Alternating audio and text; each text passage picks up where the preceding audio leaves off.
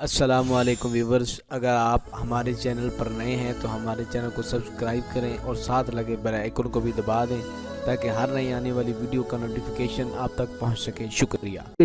ساتھ اب آپ نے چشم عنایت فرمائی ہوئی ہے، تو ایک سوال یہ بھی کہ یہ جو ابھی تصوف کانفرنسیں ہو رہی ہیں، صوفی کانفرنسز امریکہ کے تعاون سے، اور ہمارے بڑی بڑی خانقاہوں کے سجادہ نشین بھی اس میں بڑے ذوق و شوق کے ساتھ تصوف کا پرچار کر رہے ہیں، تو آپ کی روح تصوف اور اس تصوف میں کیا فرق ہے؟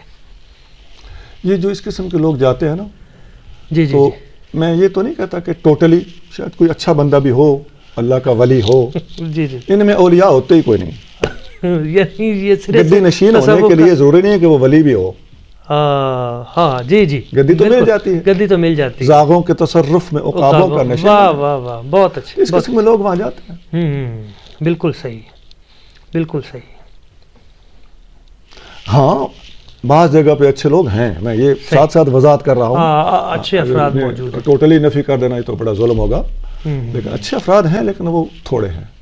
یہ اس قسم کی محفلوں میں جانے والے، میں ان کی بات کر رہا ہوں۔ بالکل صحیح۔ یہ مطلب کچھ لوگوں کو مطمئن کرنے کے لیے، کچھ لوگوں کو خوش کرنے کے لیے، کچھ لوگوں کی خوش نودیاں حاصل کرنے کے لیے، کچھ لالچ میں، کچھ خوف